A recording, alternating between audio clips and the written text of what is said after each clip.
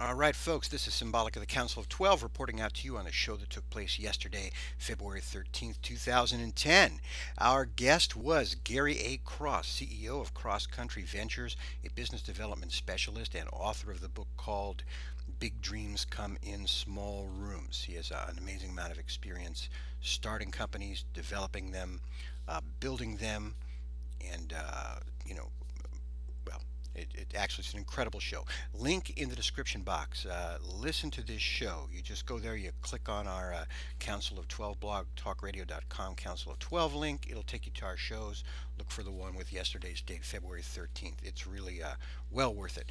And the resources that Gary Cross mentioned, I've put links in the description box to those resources, the ones that actually have links.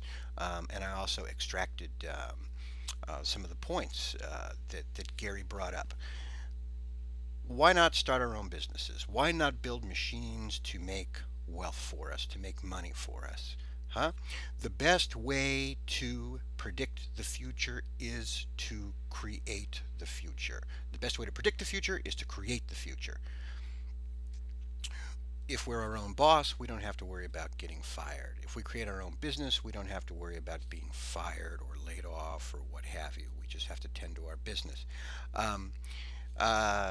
The topic of the show, or the title of the show, was How Can a Poor Man Achieve Financial Independence? Of course, this also applies to women. It applies to everybody.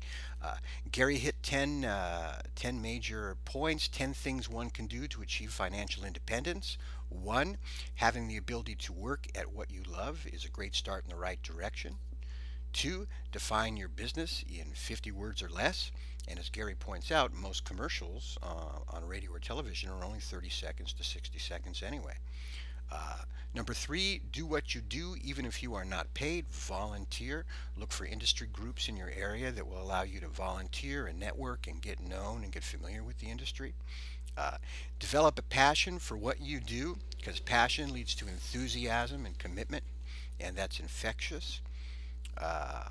Sell yourself. Enthusiasm sells. Yes, we buy the skill sets of the people we encounter, and if we are impressed with them and is impressed with their skill set, we'll use their services or buy their product. Find a need and fill it. Build a better mousetrap. Offer an alternative option. Would you prefer A or B? Which would better suit your needs? So this is a good question to ask yourself when you're assessing whether your alternative option is marketable. You know, would I buy this or would I buy that? And what is my competitor offering, and what am I offering, and what would I do if I were a customer? Be consistent. Become the brand and increase demand. Find your Big Mac. Find that unique thing. Find the product. Always be professional. Set a standard. And 10, study the competition. Learn their strengths and weaknesses. It's important to have a business plan. You can download templates. Gary recommends, however, that it's the verbiage in the plan that is more important than the actual template. You can find templates just by Googling business plans.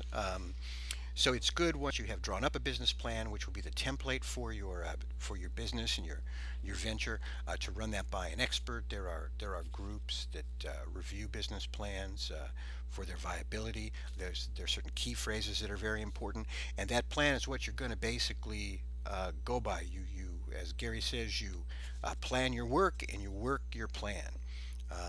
And that's also what will attract funding, whether it's grants or loans or from investors. It was interesting. We had our co-host Carl T. Savage, who's an investment advisor, on the show as well, and there was a very interesting conversation between the two of them about building a business with an exit strategy. Do you want to build a business that you can leave to your children, or do you want to build a business in order to sell the business? So there are various exit strategies, and there are various ways to use the capital markets to actually sell a business and then fund the next venture if you enjoy building businesses.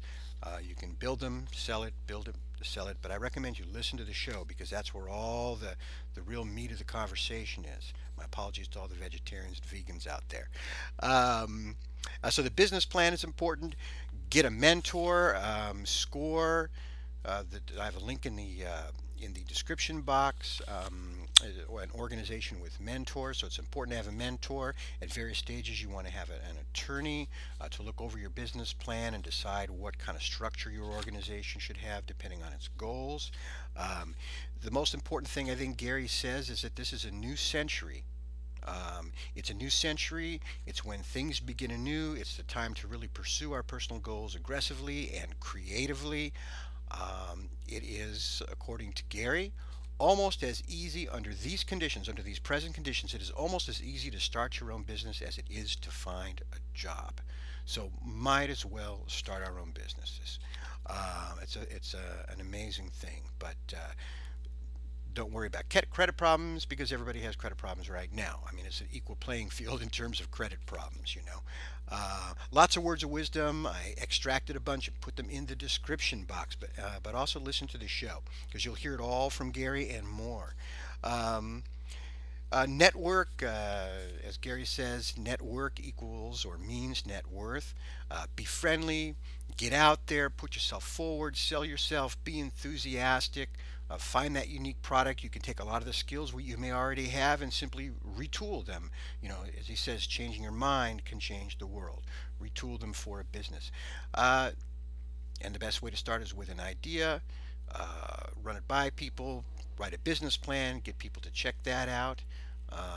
And that's your first step moving forward. I really recommend listening to the show. There is no way I can summarize this show in a brief video. It was just too filled with information, resources, knowledge, words of wisdom, everything, folks. So consider starting our own businesses. We are not just locked into going and finding jobs that already exist, working for other people who may withdraw that at any particular time. I mean, right now, Brenda Williams, who co-hosted the show with us as well, forwarded me an article the other day that shows that the statistics for black unemployment in the black community is at levels that were last seen during the Great Depression in the 1930s. We're talking 20% and above, folks. So we are not dependent on just waiting for jobs, which will be, I mean, you know the phrase, last hired, first fired. That applies if we have a job somewhere. If we create our own business, we have economic self-determination, economic self-employment. We're not going to lay ourselves off. We're not going to fire ourselves. We're going to have our own economic destiny directly in our hands. And what can I say? It's something really to consider. So if you haven't considered it, if you've been considering it, listen to this show. It'll help motivate you. If you haven't considered it before, listen to this show because it's a great idea. And there's a lot of support systems out there, a lot of organizations to support us, and it's just very interesting. Talks about the role of money, talks about how to invest money, talks about how to spend money, talks about how to psych up psychologically, talks about how to assess the competition, talks about any number of resources and what can happen. That's the story. And thank you for listening. I look forward to seeing you next Saturday, 5 o'clock p.m. Eastern Standard. Eastern Standard Time on blogtalkradio.com/Council of 12, Council of 12. Every Saturday, 5 o'clock p.m. Eastern Standard Time, folks. Thanks very much. Listen to the show. It's a great show. Okay, take care. Bye.